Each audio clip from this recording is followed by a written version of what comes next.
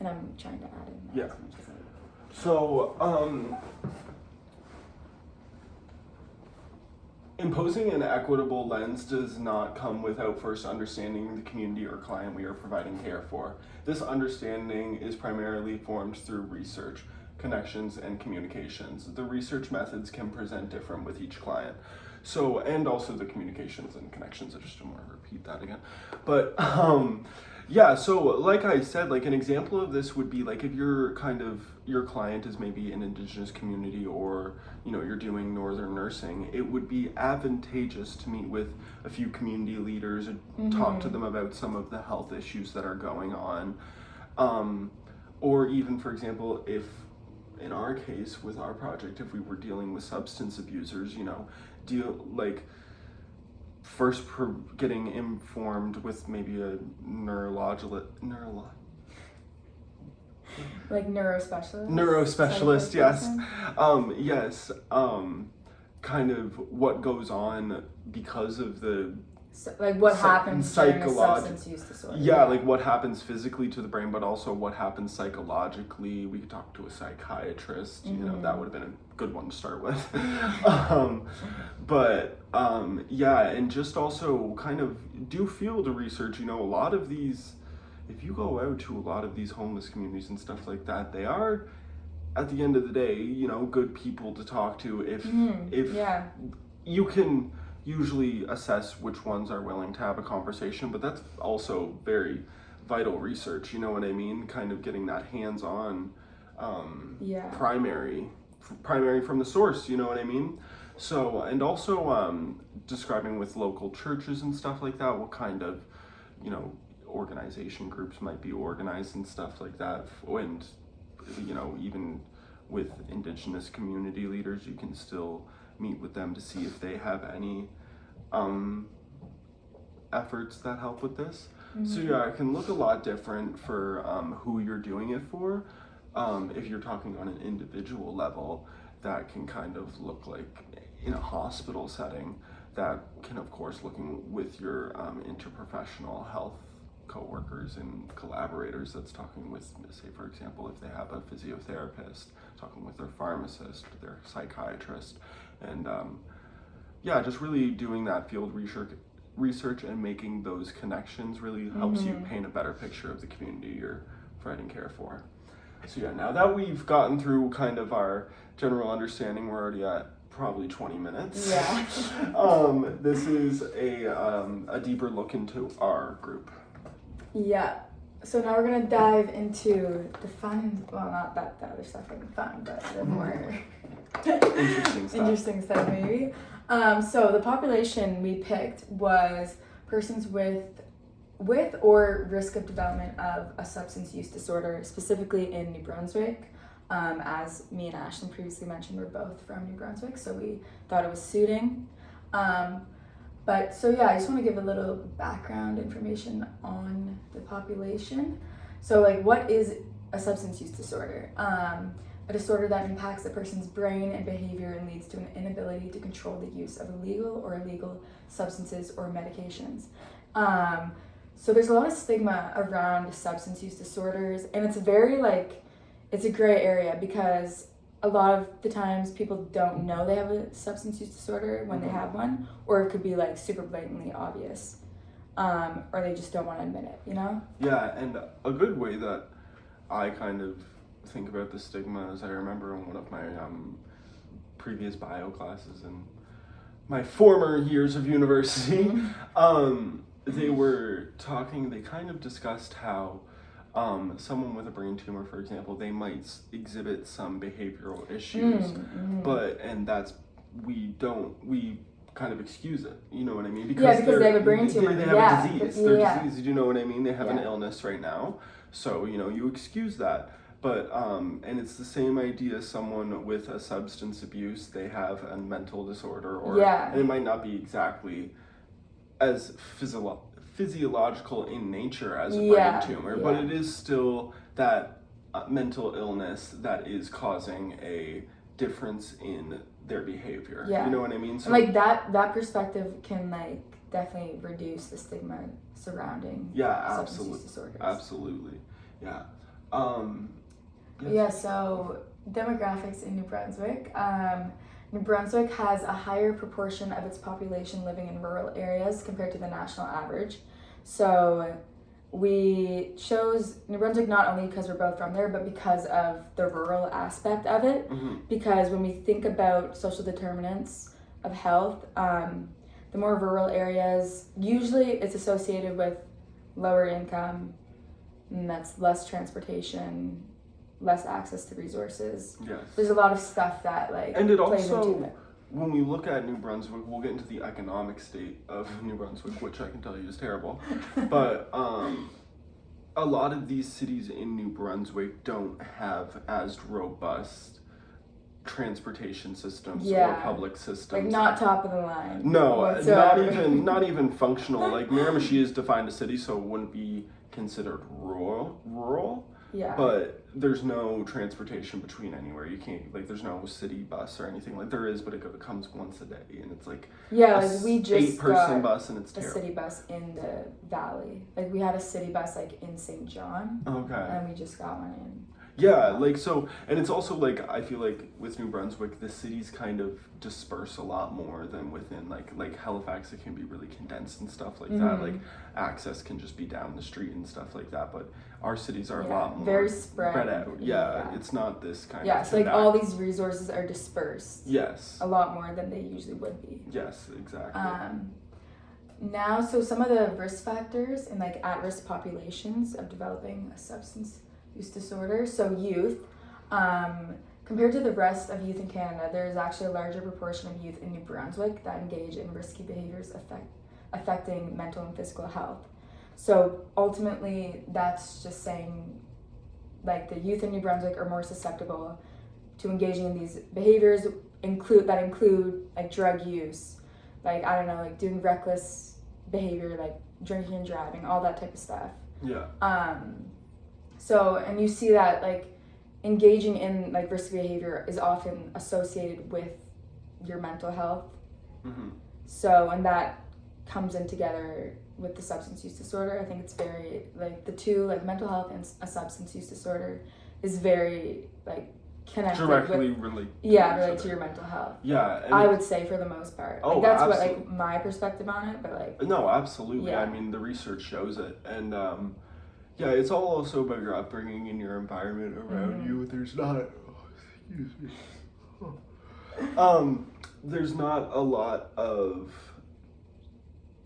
things to do in New Brunswick, so a lot of these kids will engage in risky behaviors. That is another, that is like actually another drug side use of it, and stuff like that to just provide stimulation. You know what I mean? Yeah. Yeah. So it can be pretty boring. Yeah, it can be pretty Brunswick. boring. Yeah. So that leads to a lot of maybe the kind of issues. Yeah. Like even Which speaking that with my just own goes friends. into substance Yeah, use disorder, speaking because with it's you're bored. Oh, let's just drink, get high. Yeah, you know? exactly. And it's a lot of people in New Brunswick, especially for Miramichi, drinking is what they do.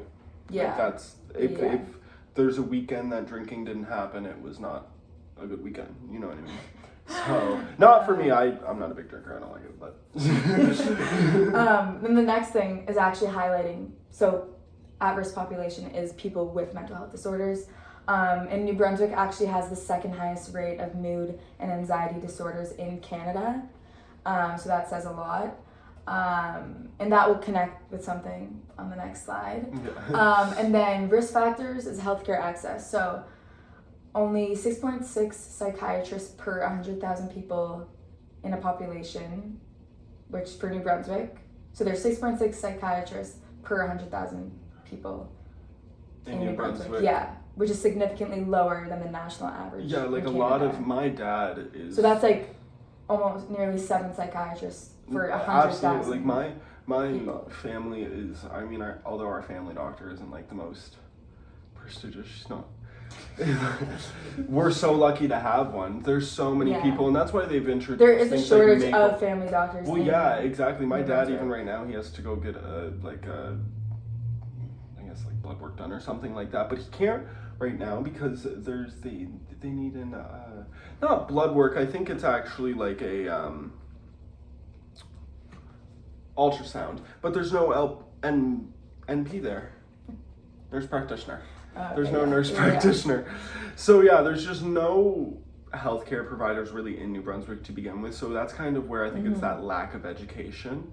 Yeah. There is government efforts to educate people, but it's more, it kind of needs to happen at that physician route with the family care doctor. Yeah, because like or community you need to health seek, you doctors. yourself need to seek out that resource if you want to educate yourself, you know, like Absolutely. they don't, there's not a lot of like we education in terms of like putting it on to exactly people. like I think if we had a more robust like healthcare school programs need to adapt more of that. I would say. Exactly. And then also, but I think it's like that like not having that collaboration with a robust healthcare like robust number of healthcare providers is kind of what makes us lack a lot of these education efforts, because we don't have those people there to collaborate, you know what I mean? I agree. So and we'll move on to the next slide where so this is the slide I was talking about. So why New Brunswick? Well, because New Brunswick reports the highest rate of substance use disorders in the country. So that ties into also New Brunswick having the second highest rate of mood and anxiety disorders, which you see like that correlation between these two statistics as substance use disorders number one, and then mood and anxiety disorders are number two. Exactly. So this is another main reason why we picked New Brunswick. And actually I actually didn't even know this. Like maybe I was like skeptical on the fact that New Brunswick would have high rates of substance use disorders, but I didn't know that they actually we know for our own like rate lived experience. But then seeing the actual data, it's like, oh my God, it's true. You know? But boy is it ever. but we'll also see, like you were saying, how the high rate of mood and anxiety disorders. We'll also see another kind of which is more personal issue. We'll also see how those structural issues, what we were saying, the social determinants of health, how those can affect give us data like these. We'll see on the next slide. Not the next slide after this. So sorry.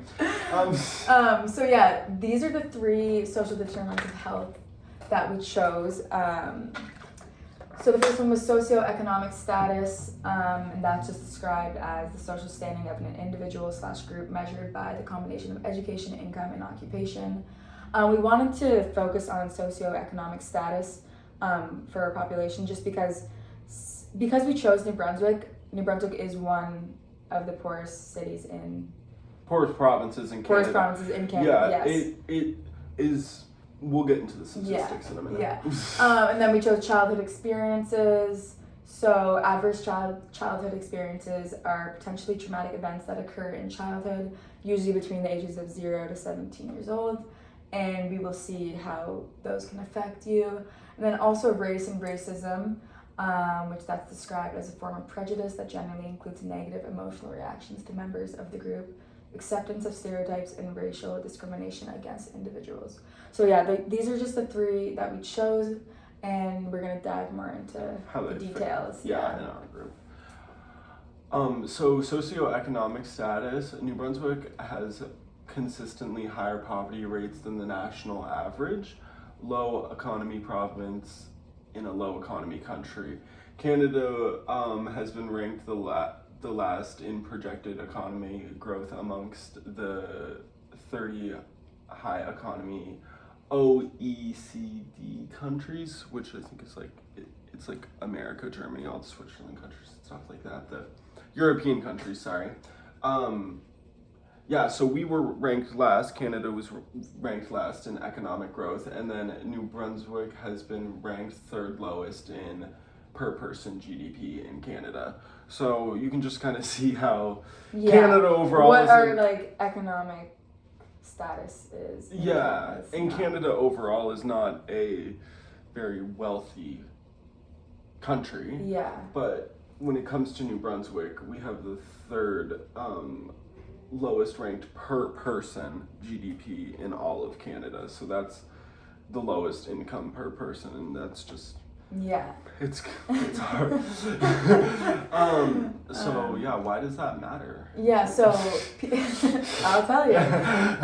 So people with low socioeconomic status are more likely to experience barriers in addiction treatment in New Brunswick. That is just because like highlighting one of the main reasons why that is because of the large rural population of New Brunswick and how widely dispersed the services are. Mhm. So people with less financial, social, or transportation resources face even greater barriers to accessing treatment. So like not only do we have less resources available Mhm. and they're more spread apart, it's the lower you stand socioeconomically, like you're gonna Be less face these able barriers to, like yeah. times 10. Yeah, exactly. Like I know, for example, of this is like my grandmother, for example. She's like us, she's a widow. She was widowed for a long time, and she does not make a lot of money at all. And the cardiac hospital's all the way in St. John, and she had a full heart attack before she even like seen a heart doctor because they're so like, and she has a regular doctor that she sees, but they're just like so like, I think in Moncton it's the oncology focused hospital, but that's what we're kind of highlighting is how all of these resources are spread all over the province. Yeah, it's not like yeah. one city has your cardiac specialist, your oncologist, your specialist in all of these kind of areas.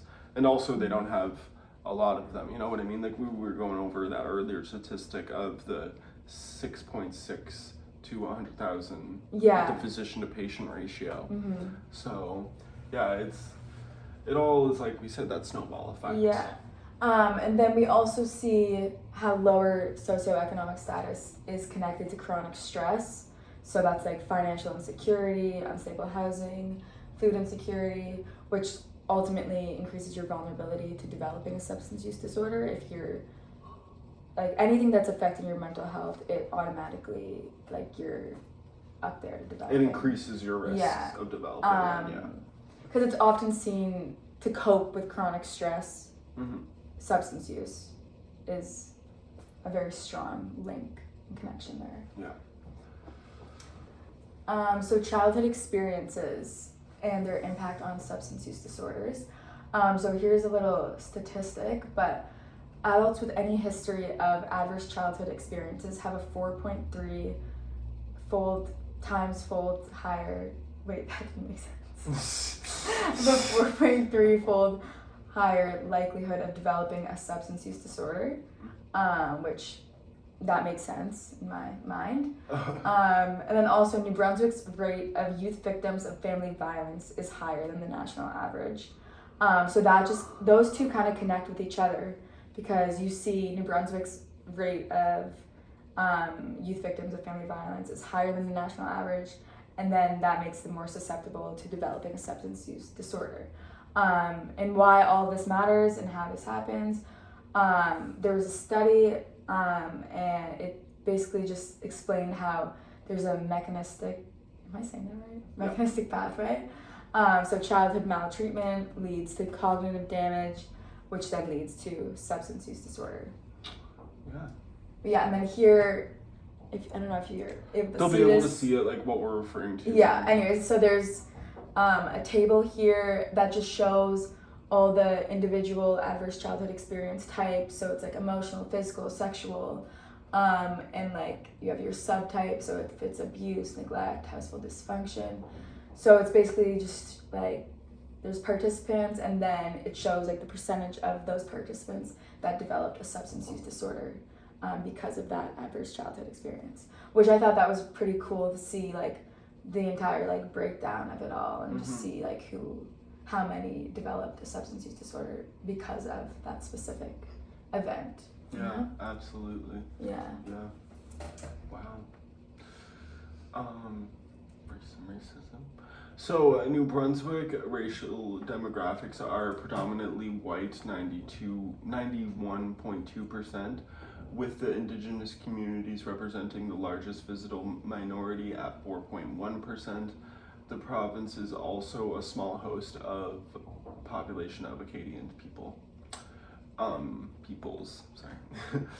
In a survey done in 2019, discrimination was more common among Indigenous people. 44% had reported experiencing discrimination than non-Indigenous and non-visible minority populations.